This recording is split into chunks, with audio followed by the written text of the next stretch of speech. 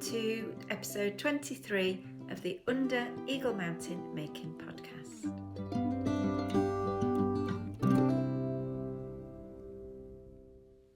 Hello, my name's Laura and I'm a maker living in the northwest of England, and this is my podcast where I like to talk about things I've made, what I'm making at the minute and what I hope to make in the future.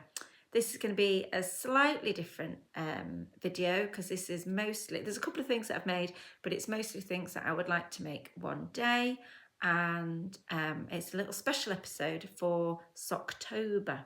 So if you're not a big knitter, that might sound, or if you're a new knitter, you might not have heard that, but I think lots of you will have done, and it's just lots of people knit socks in October. Like, I think it's a sort of, welcoming of the sort of colder, cozy season, and I guess a lot of people knit socks maybe for presents, for upcoming festivities.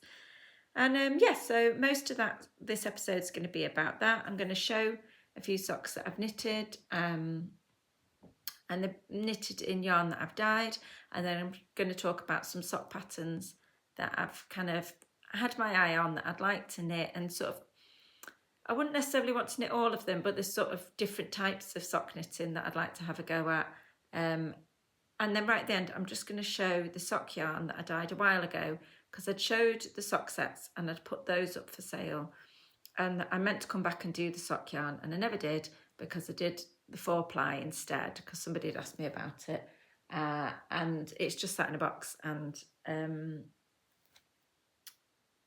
if you've been here before, you know I've had a problem with my wrist. And really unexpectedly,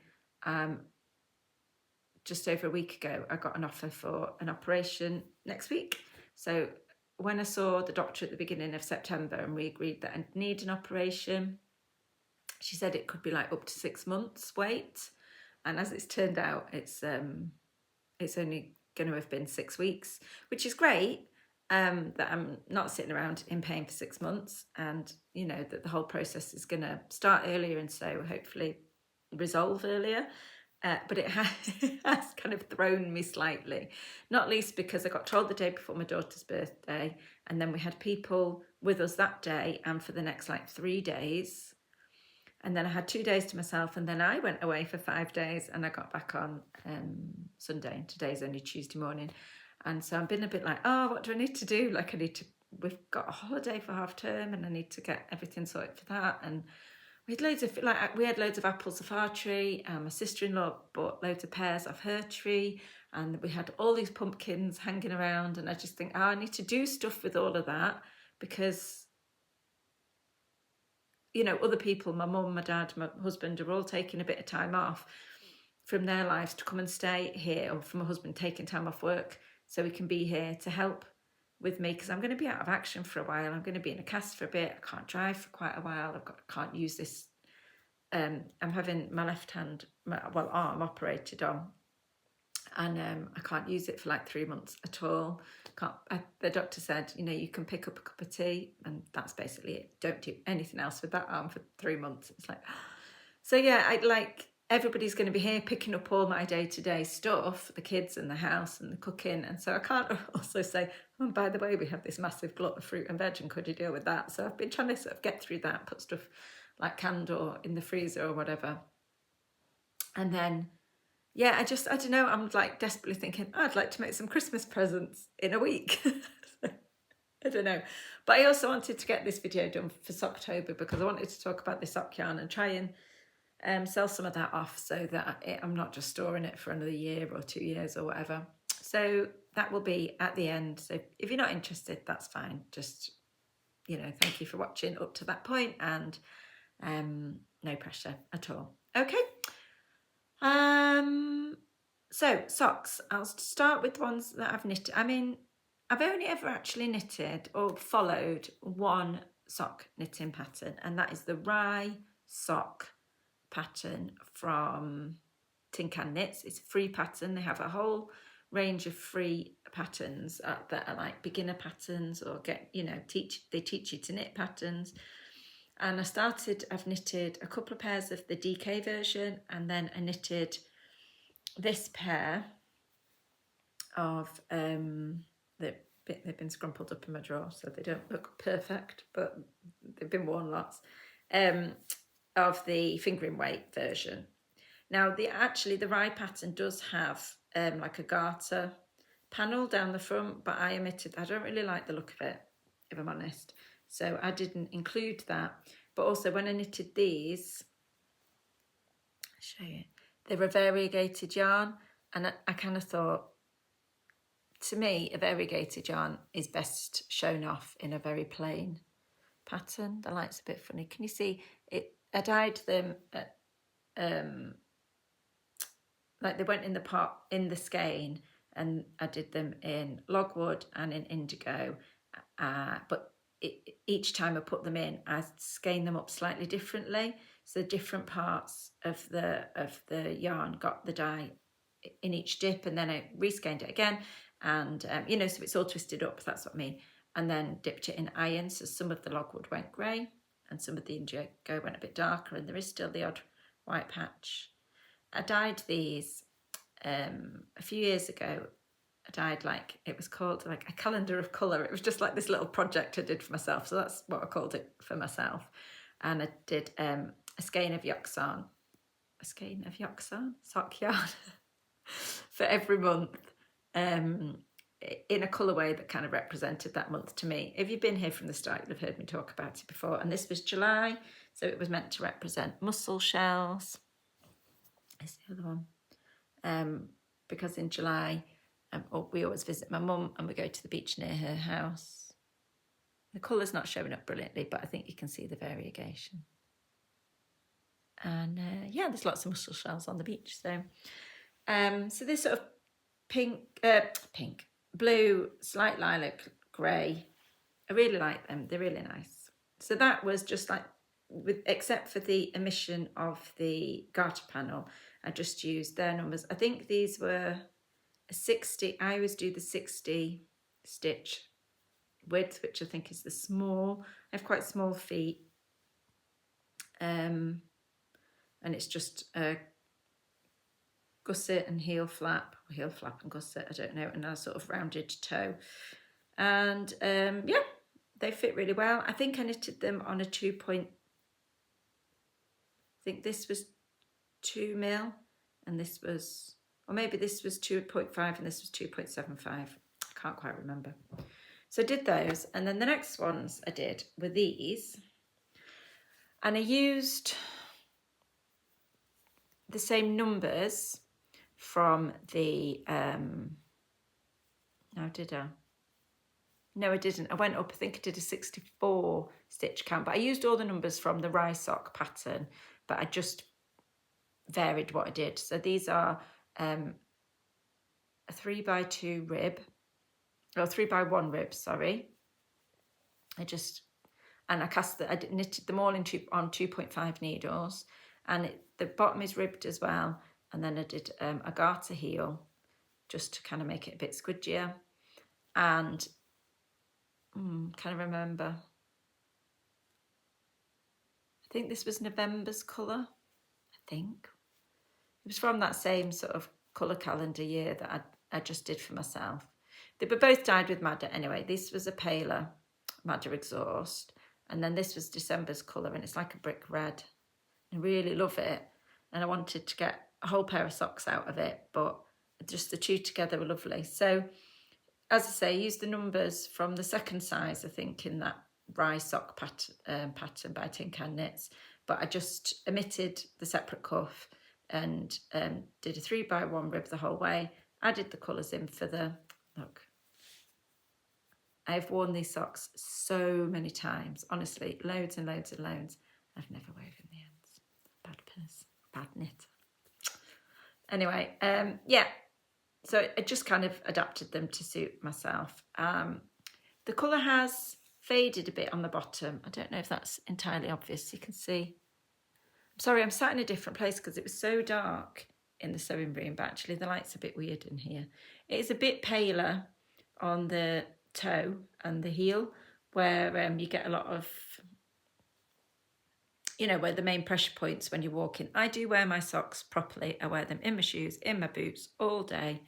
I know some people wear the handmade socks just like around the house or just on special occasions, or they don't want to use them up and wear them out, but I think I'd rather get as much use out of them. There you go, you can see there is a slight bit of fading of colour, but these are 100% Corriedale, non-superwash, no nylon socks, and there is no hint of a hole, not even thinning. I mean, eventually even socks with nylon, you will get holes, but quite often all the cotton or the wool content from the sock disappears and you're just left with like a nylon mesh.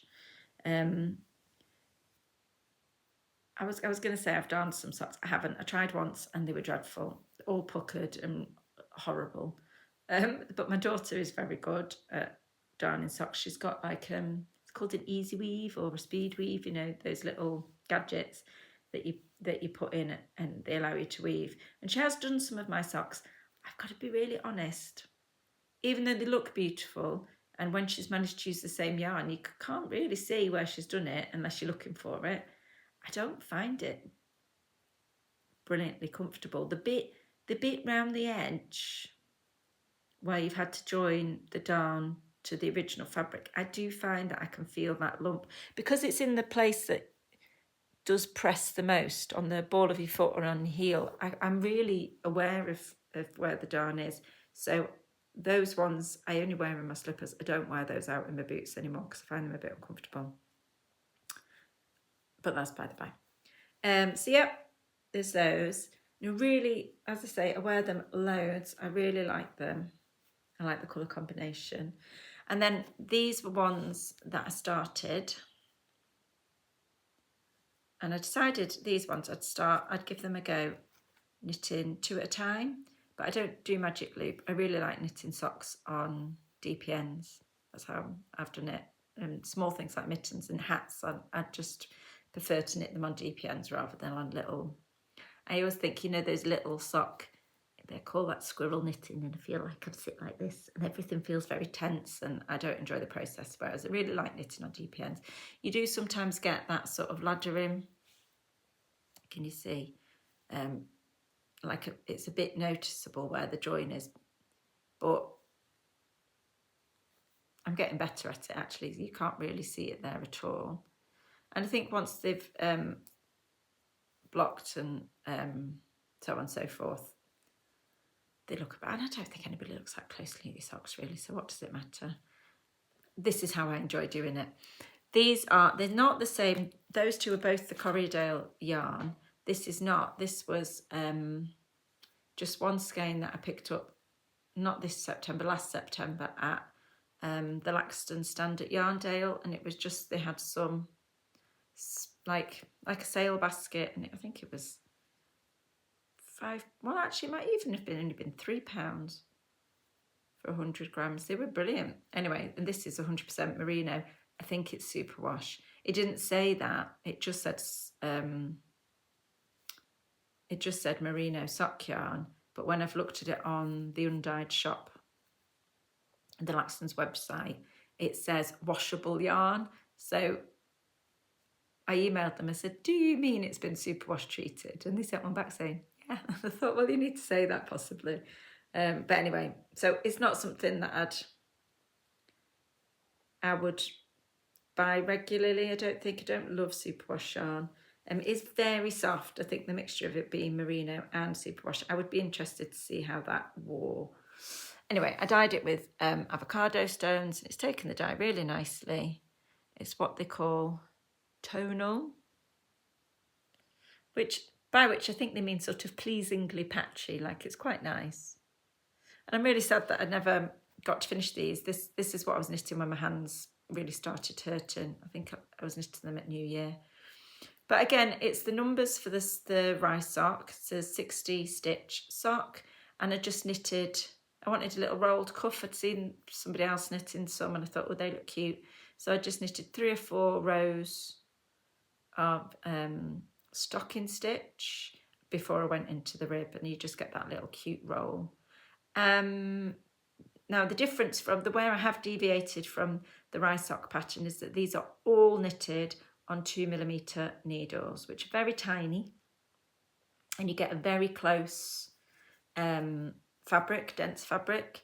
I mean, still with loads of stretching, you know, they're not going to be stiff on your foot, but I think the secret to not having holes in no nylon sock fabric is using small needles and, you know, a small gauge, tight gauge. That adds quite a lot of durability. But also, even though like these are a 60 stitch and they were knitted, I can't remember, but they were knitted on the recommended needles and I got the right gauge, I do find that they're a little bit loose. I wonder if I should put one on and show you. So, you know, they look all right, but they don't feel tight. They don't feel like there's negative ease. They kind of fit perfectly. So I guess I'm not showing them off very well. There's like 0 ease maybe, but I think I would like a bit of negative ease because I feel like they're a bit here. You know, they're a bit loose. I do find that they move around in my shoes and they're fine, they're comfortable. And as I say, no holes in them despite the fact that I wear them quite a bit. But I would like them to feel tight on my foot, I think. So this was an experiment of going down to a really small, so I knitted the ribbon on the same size. I could not count, well, I don't even own anything smaller than 2 mil, and I wasn't going to buy some 1.5 mil needles. It'd be like knitting on sewing needles. But anyway, it was a bit of an experiment to see how they would fit, but they're looking good, and I would think that would be my favourite gauge so far. So hopefully I'll get to finish those. So yeah, that would be if you hadn't knitted socks before, or you know, you just wanted. A lot of people talk about having their own recipe, like sock recipe, so the right number of stitches, the right size needle, you know, the right leg length or the right heel fit or all that sort of stuff. If you didn't know where to start with that, I would recommend that Tin Can Knits Rye sock pattern, because it is just a really basic pattern, and then you can adapt it.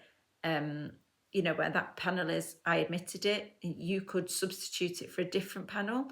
So I had an idea. I've got this like little book. Oh, I meant to bring it. I have like a little book that has different stitch patterns in. Some of them are lace, some of them are textured, some of them are cables. You know, textured just with knits and purls. Some of them are cables, some of them are colourwork. And I thought I could just adapt where they have that garter stitch panel down the front. I could adapt it and just stick in any one of those lace, colourworks. As long as you just figure out the right stitch count, you could just adapt it and stick that down the front. Or you could have it down the side and then just move where the heel is, just alter it if you're feeling a bit confident. And in that there was like a little cable and bobble pattern, so the cable kind of did this, and then there was a bobble in the middle of each, and there was something else, and it was called like acorn or oak pattern, and I really liked it, and so I was that was like next on my list, was having a go at doing that. So it's a really good one. It's really easily adaptable. Obviously you can just change the ribbon or whatever. But other like basic sock patterns that you could look at are the DRK, so that's Andrea Mowry, the DRK everyday socks. I wanted to have a go at those as well. In fact, these ones, they're an all over rib sock, and these ones, I'd planned to use that pattern to make them, but I hadn't read it. We went to France, not this summer, the summer before, and I took the yarn and the socks with me, and that was my holiday knitting, or my main holiday knitting. But when I actually read the pattern when I got to France, they were toe up. I knew they were toe up, but I needed a circular needle to do I think she has a Turkish cast on, which is like one of those where you essentially cast on in double knitting. So you don't have to graft them there, you don't have to join them. And I didn't have one with me, so I couldn't do it. So that's why I just made them up. But that would be, I really fancied that, a toe up one, because I actually like a longer sock. So I think that I did do those pink ones a bit longer, but they're still like just above ankle. The blue ones are more of an ankle sock, and I quite like a mid-calf, not quite knee, but a high sock. I don't like it when you sit down and your trousers ride up and you get that funny little cold cap. In winter you see that very just a pale slice of skin, like a crescent moon of skin, and you get all cold and chilly. I don't like it. I like a long sock that keeps me nice and cozy. But when you're knitting top down, I never am going to run out of sock yarn, because I've got little feet, so the foot bit is always going to be quite small, and the circumference is quite small. But I do always worry, well, what if I ran out of yarn, or what if I didn't have enough to knit the second sock? So being able to start your toe, you could do all of like the bit that has to fit, and then you could just keep knitting till you'd used up all the yarn. So it does appeal to me. So that would be on my list. And if you fancied doing a sort of sporty stripe, a ribbed sporty sock, there is one by Vera Valimaki, I think, called the Oak Socks. I'll try and put pictures of everything up if I'm as I say it. And they're ribbed socks, and they sort of have a stripe like above the toe and a stripe at the top, and they're really nice. So if you wanted, if you didn't feel confident in making things up yourself, or you wanted a pattern, a specific pattern to follow, that would be a nice one. Then the other two things that I really fancied, well, three things actually. One is, and I have bought a pattern, is that I wanted socks, with little ruffles. Now they would be an ankle sock, but they would be wear like maybe in spring or summer. I've got little pumps, but a lot of people wear pumps with no socks, but I find that really uncomfortable and I get blisters. But then I feel like I need a sort of snazzy sock if I'm going to go down the pump and sock line, because it's not necessarily cool, is it, on a woman in her mid-40s? But I thought if I had very pretty handmade socks, it could be a style choice. And so there's a sock, I think it's just called the Ruffle Sock by Petite Knit. And so you cast on loads and loads of stitches, and then I think on the next few rounds you knit two together, I think, all the way around for a couple, so you get a very dense ruffle, very exaggerated ruffle, and then I think you knit for a bit, and then I think you kind of fold it over and knit that down, so you kind of knit lots of stitches together. I think it's a long time ago I looked at this. Again, it was before I did my hands, and then you carry on knitting. So it's like those little school socks. When I was a little girl, you had school socks that had like a lacy ruffle, and you folded them down. So that's what they're like. But I think the fold is kind of held in place so that they can't ride up. They stay looking cute. And then there is another pattern which is really sweet. I think it's Sari Nordland. They're called the Midnight Dancer socks. They've been around for a while. And again, they're ruffled. They're not as ruffled as those petite knit ones, but the ruffle stays at the top. You don't fold them down. It's just got like a frilly edge, called like a pie frill edge or something like that. And then you just knit the sock. And I think both of those are really super sweet, and I would like to have a go at those. I also thought I might be brave and have a go at some sort of lacy socks or textured socks, not necessarily lace. Like I say, I think I'd maybe start that rather than buying a pattern and jumping in, particularly one that had like an all over pattern.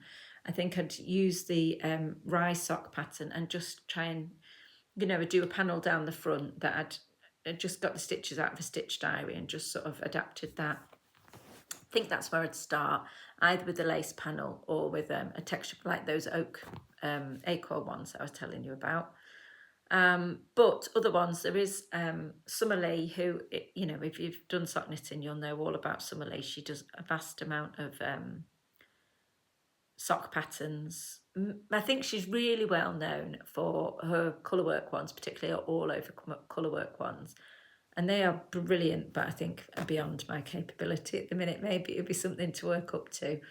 But she does some other socks as well, and they're not all colourwork. And she has a pair called Murmuration socks, and they're like the lace makes little V's, like little V's in lines. So I guess it's meant to look like, well, I guess like a murmuration, although murmurations are all over the place, aren't they? To me, it looks more like geese, you know, like flocks of geese when they fly in V's, which I've been looking at all week and really enjoying the geese flying over. As I said, I was away at my aunt's. She lives in Lincolnshire, and there were we saw a big flock go over. It was brilliant. We see smaller flocks here, but still, it's like a autumn, spring, like marker, isn't it, when the geese start going? So that's what they reminded me of.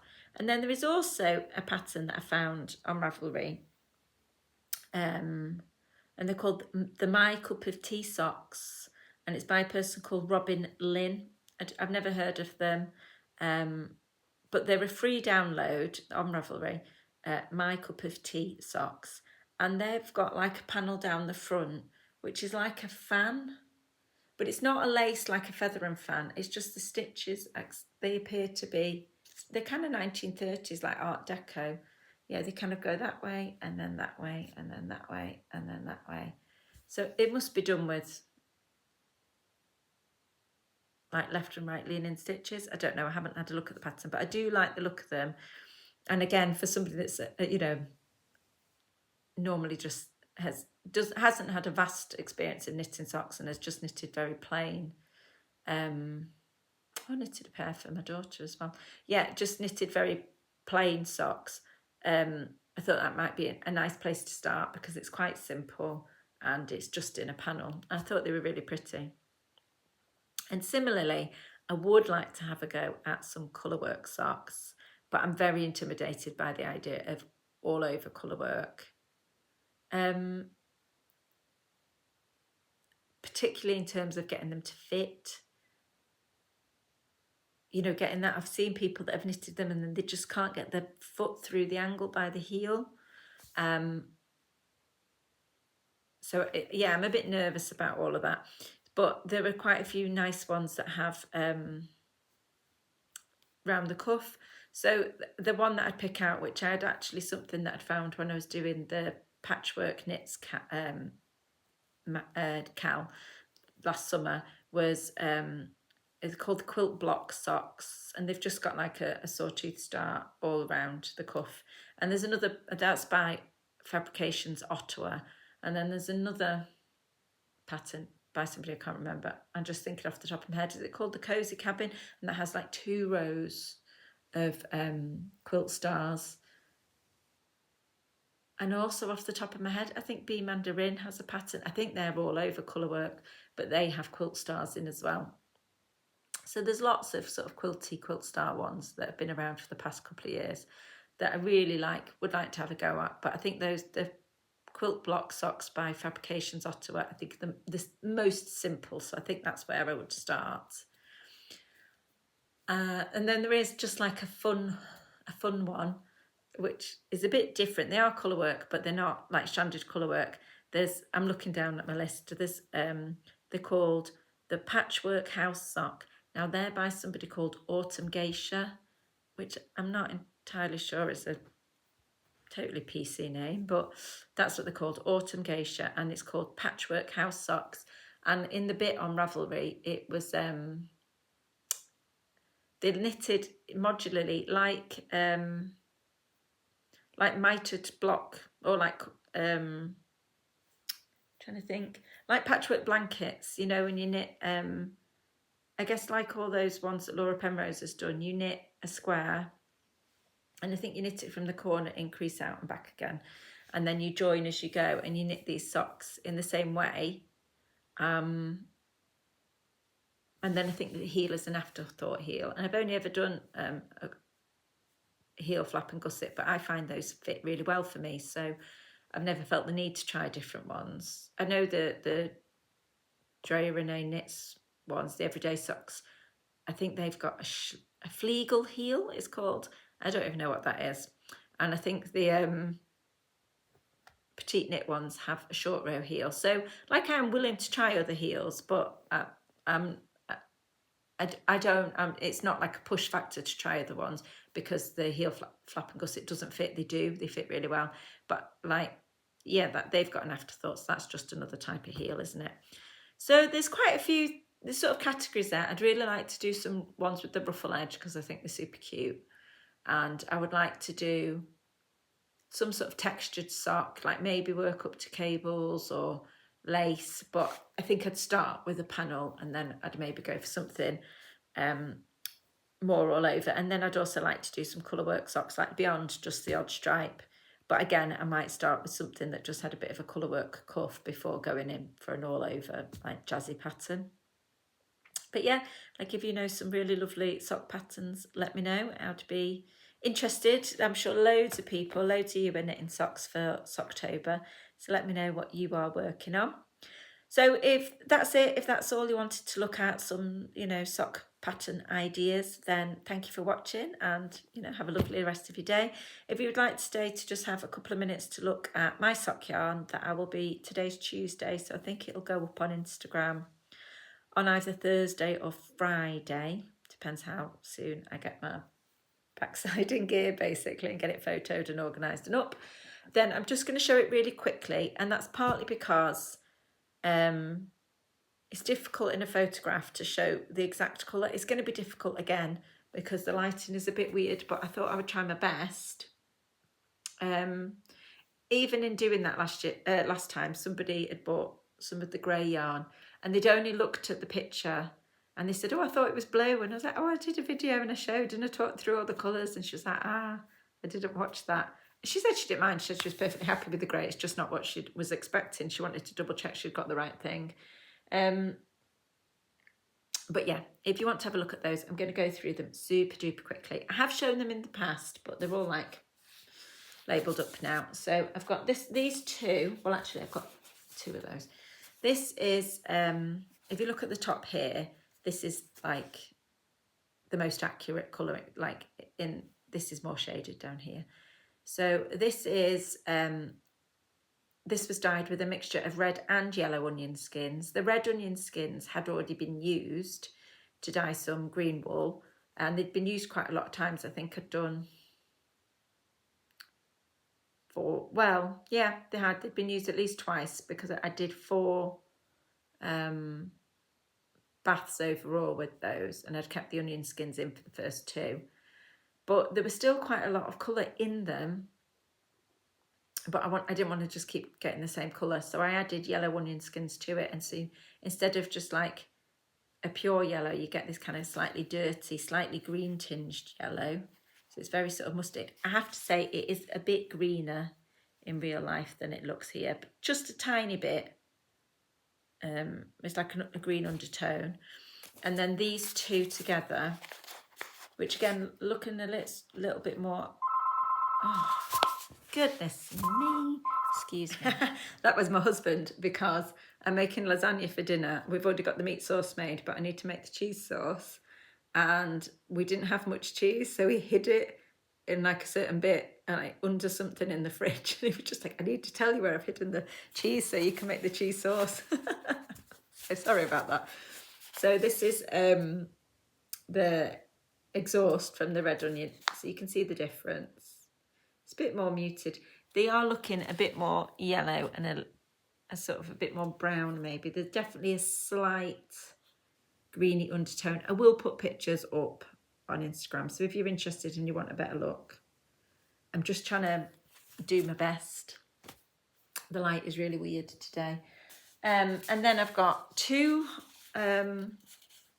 older cones. Now this is that's the original one and that's the exhaust, but honestly there's not any difference in them.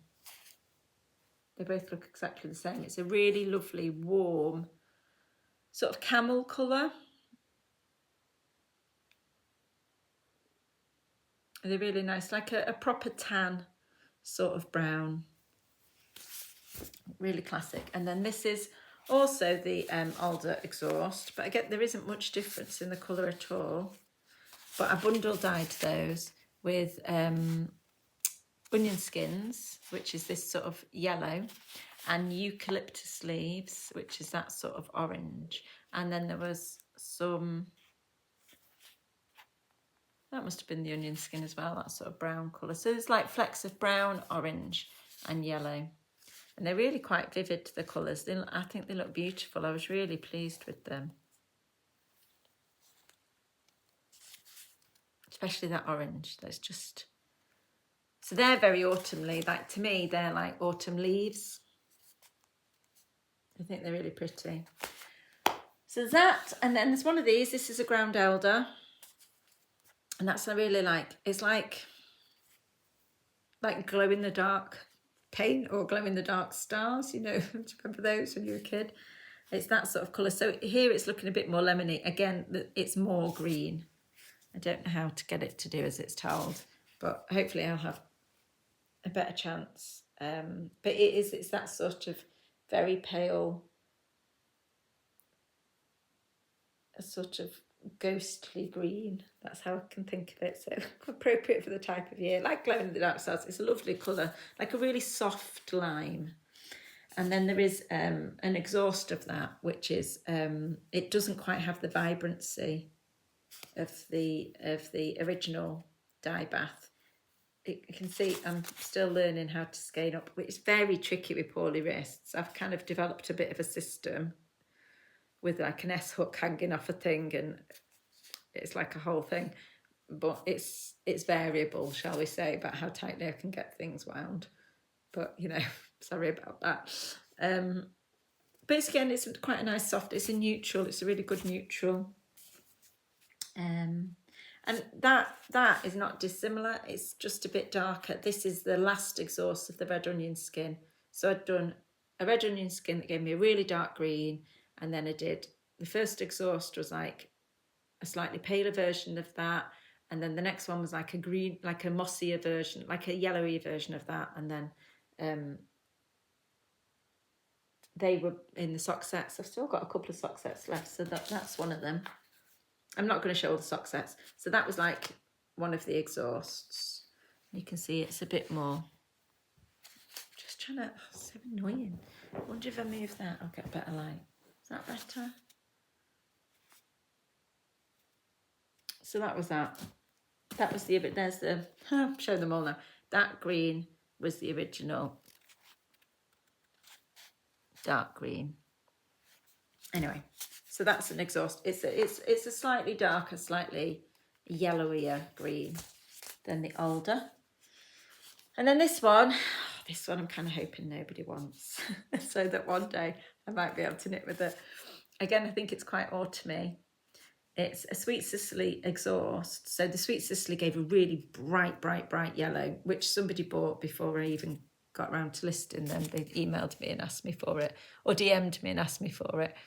And so this was a really pale lemon, and I bundle dyed it with red onion skins and coreopsis flowers. So the red onion skins gave somewhere between this really bright sort of limey yellow and this sort of brown that also here, here, I'm trying to show it, this brown which has like dark green bits, and then that bright orange, so this is the red onion here, and then that really bright orange is from the coreopsis flower, right there. And it's really pretty. That's my favourite. I do really like this one. I really like the variegator. I really enjoy the bundle dyeing. The bundle dyeing is a lot of fun to do. And I also really like the look. And although I was going to say maybe you wouldn't want a whole garment made out of it, I knitted a jumper out of yarn that I dyed, but then I dyed and then bundle dyed. And it is like one of my most favourite things. But I understand it's not for everybody, but it is nice to maybe have a bit of jazz on your socks. So a bundle, I shouldn't be saying this because I don't actually want anyone to buy that. I want to keep it, I want an excuse to keep it all. This is a really nice peachy pink colour. So it's not as tan. You put it up against the older, you can see that's definitely a softer brown. This is like a peachy colour that was dyed with heather. And then I have two avocados. So this is the avocado. It's a really lovely pink. It's a proper pink.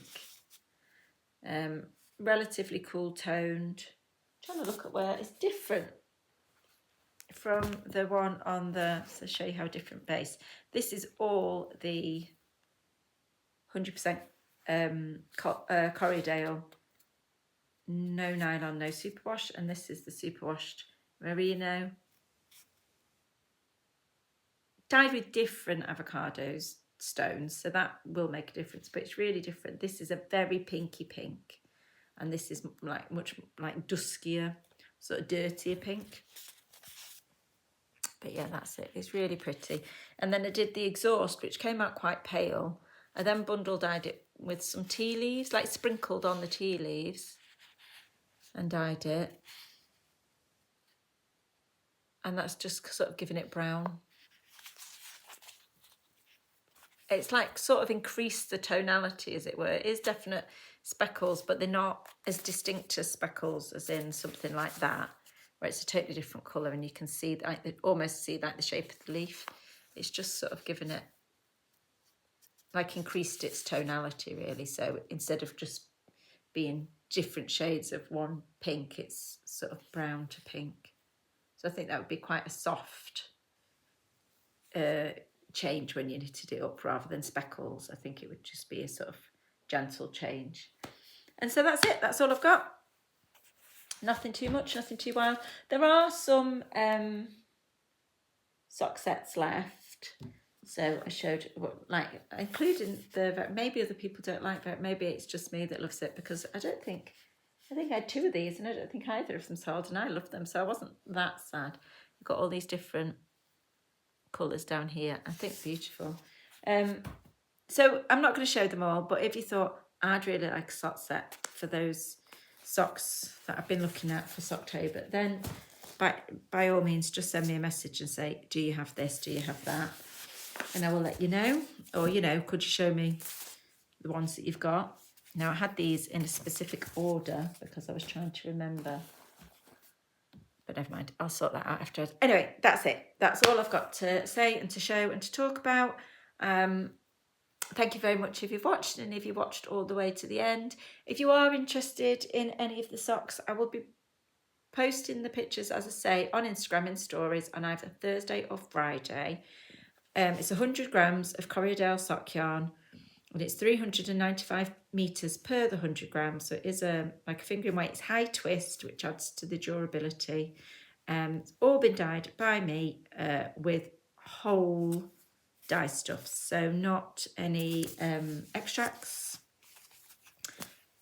I don't know if that bothers anybody, but there we go, no extracts or anything. It's all been just 100% plants, so it's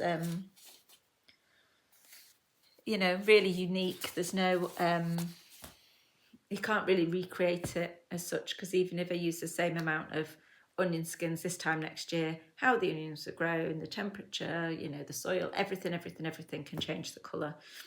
Even like the water or the type of heat, everything can vary. So they are super unique. But yeah, that's when they'll be going up. I'll try and put really clear pictures.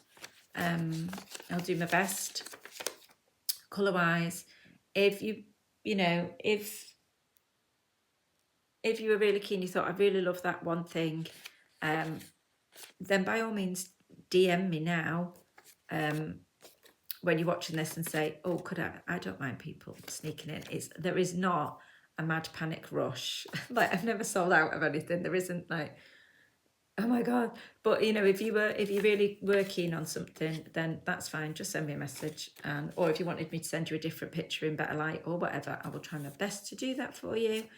Yeah, otherwise, let me know what you are knitting for Socktober, or if you hate knitting socks and you're never going to do it, then that's fine. Let me know that too. And yeah, other than that, happy knitting. I don't know when I'll have another video up.